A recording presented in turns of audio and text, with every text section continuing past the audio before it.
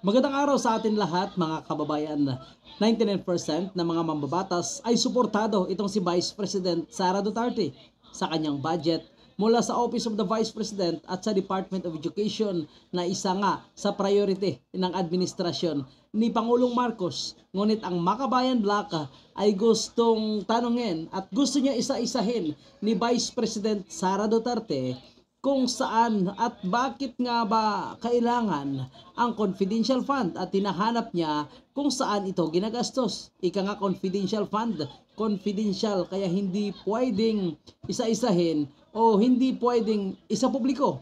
Ngunit nagsusumiti naman umano itong kampo ni Vice President Sara Duterte sa Commission on Audit, so special audit, kung saan nga ba ginagamit itong budget na hindi niya na kailangan itong tanungin. Kung may reklamo siya, ireklamo niya sa COA, ay ireklamo niya sa Ombudsman, kasuhan niya itong si Vice President Sara Duterte. So una niya ng reklamo, mga kababayan po natin, at sinasabi niya na gusto nga niya paimbestigahan itong si Vice President Sara Duterte at lumalabas pa na gusto nila ito ipa-impeach. So kalauna nagbago ang kanilang isip. Ngunit itong si Congressman Sandro Marcos, bago pa man magkainitan ay agad na terminate ang pagdinig sa budget ng Office of the Vice President bilang courtesy umano kay Vice President Inday Sara. In line with the long-standing tradition of giving the Office of the Vice President parliamentary courtesy, I move to terminate the budget of the Office of the Vice President. Pero may ilang miyembro ng komite na hindi sumang-ayon dito kaya kinailangan ng botohan. Those who are in favor for the motion to terminate the discussion for the Office of the Vice President, please raise your hands. We have 21 members of the Committee on Appropriations manifesting for the approval of the motion. The chair declares for the motion to terminate the presentation of the budget approved. So dito na nagkaroon ng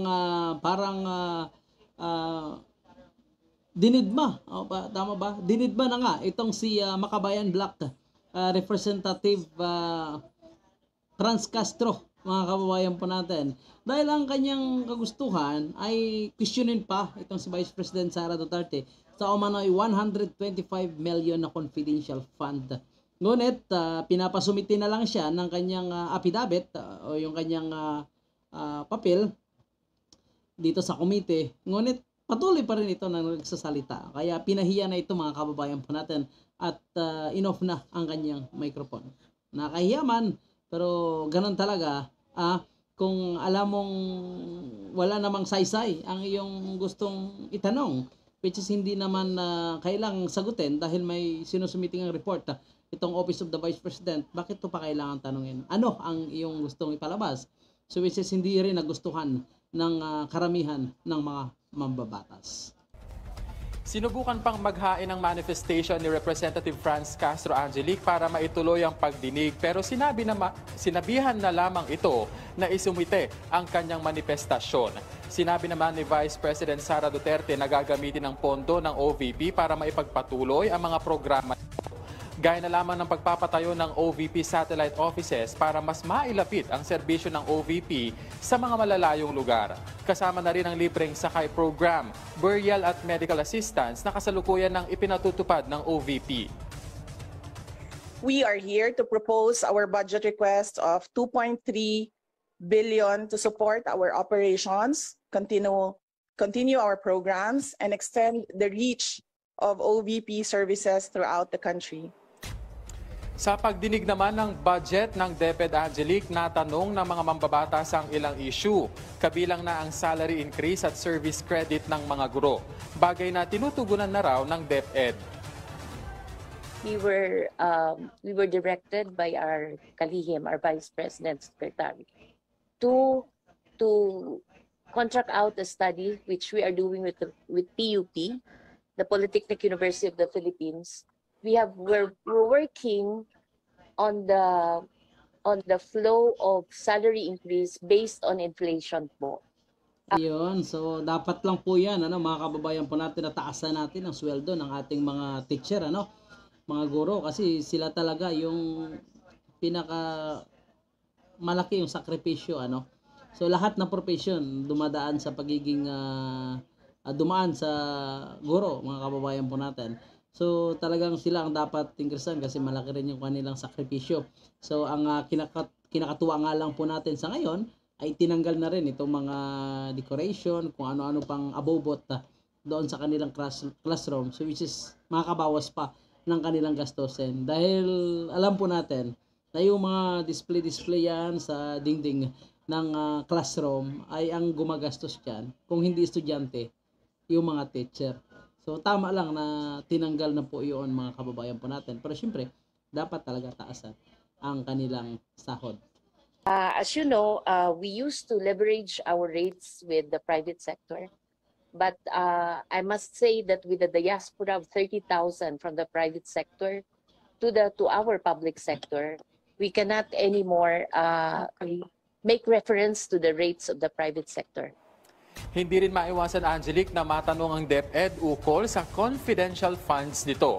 Paliwanag ni VP Sara, kailangan ito ng kagawaran dahil konektado anya ang basic education sa national security.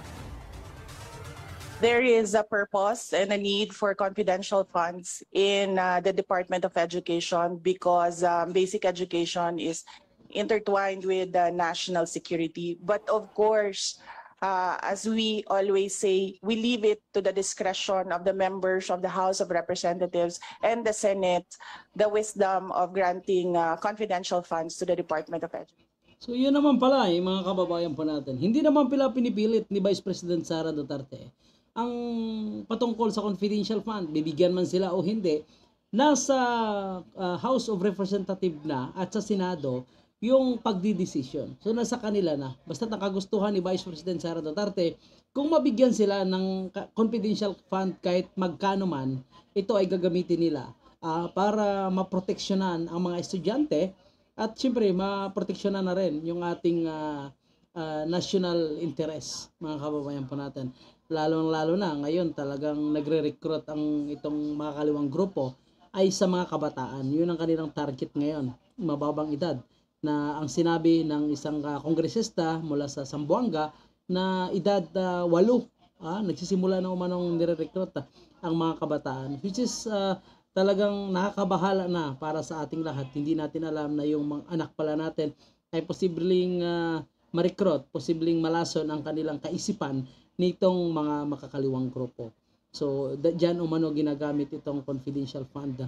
At dahil sa nangyaring na-terminate agad itong pagdinig, ay hindi na nagkaroon ng pagkakataon na makapagtanong itong si Franz Castro na ngayong inaalmahan niya.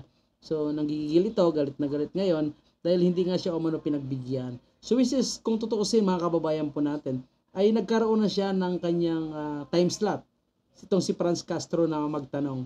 So, yung kasi ang kanilang ginawang role. So, bawat isa ay binigyan ng time slot na magtanong. So, itong si Franz Castro, gusto pa magtanong ulit kahit tapos na ang kanyang time slot. Kaya hindi na ito pinagbigyan. So, sana maintindihan niya rin umano na hindi pwede na sobra-sobra na ang iyong time slot tapos magtatanong ka pa ulit. So, yun po. At ang isa sa mga naitanong doon kay Vice President Sara Duterte na umano'y patungkol sa ating military at police, kung humihingi ba siya ng assistant. So nilinaw ni Vice President Sara Duterte na humihingi siya ng assistant mula sa pamunuan ng Philippine National Police, Armed Forces of the Philippines, na i-assist ang kanilang mga eskwelahan, i-assist ang kanilang mga programa, lalo na sa pag-secured ng mga estudyante.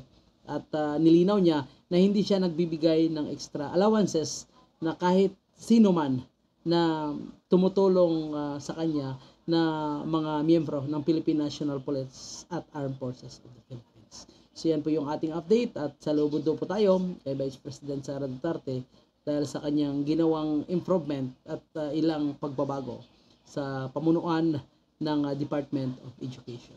Maraming salamat.